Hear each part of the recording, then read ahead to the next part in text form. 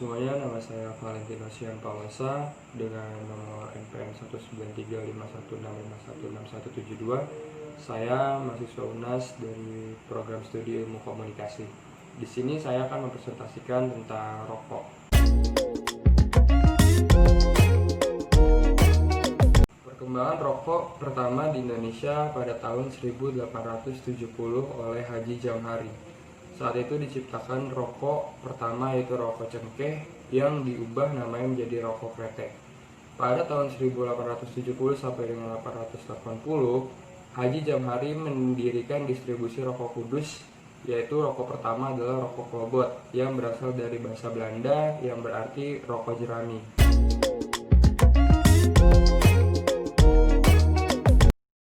Data perokok di Indonesia meraih peringkat 1 untuk jumlah pria 15 tahun ke atas. Menurut Tobacco Atlas, menunjukkan bahwa 66% jumlah pria di Indonesia merokok.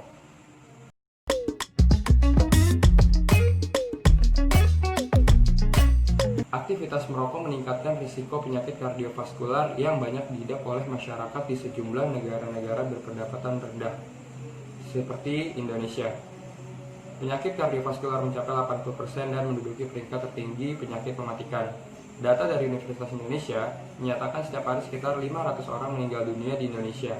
Dengan perincian data terakhir jumlah korban laki-laki 100.680 jiwa dan perempuan 89.580 jiwa dengan total 190.260 per tahun.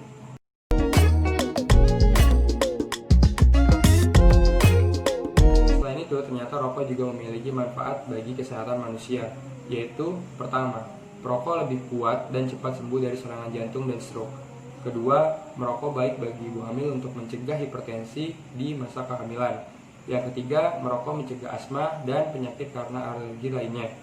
Serta banyak lagi manfaat-manfaat rokok untuk kesehatan manusia.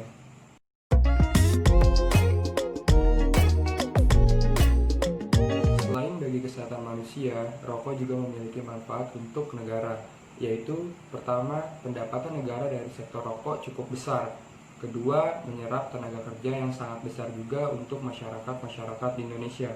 Yang ketiga, sektor rokok dikuasai oleh negara.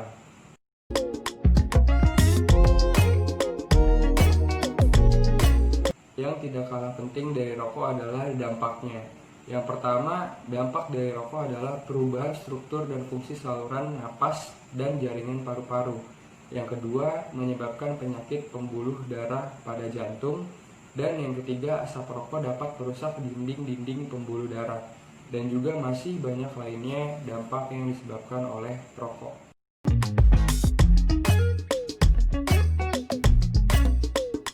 Selain bermanfaat untuk negara, rokok juga memiliki dampak untuk negara, yaitu yang pertama adalah tahun produktif yang hilang, dan yang kedua kerugian makroekonomi akibat konsumsi rokok.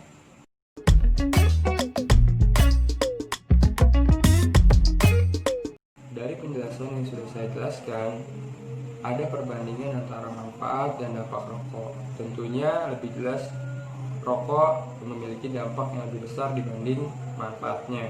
Lalu bagaimana cara kita menanggulangi rokok di Indonesia agar pengguna rokok menjadi berkurang?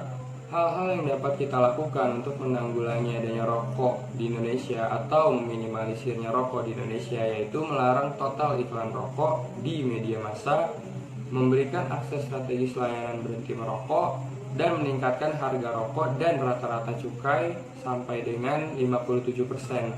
Dalam konteks riset, perlu meningkatkan investasi untuk penelitian dan pengembangan isu tembakau dalam berbagai bidang dan untuk mendapatkan upaya pengendalian tembakau yang lebih efektif dan efisien. Bila itu dilakukan, bisa menurunkan konsumsi rokok di masa depan dan mencegah naiknya angka kematian karena penyakit tidak menular yang muncul dari mengkonsumsi rokok. Sekian penjelasan yang bisa saya jelaskan. Apabila ada salah kata dan kekurangan, mohon dimaafkan. Saya Valentino Sian Pawasa undur diri. Terima kasih.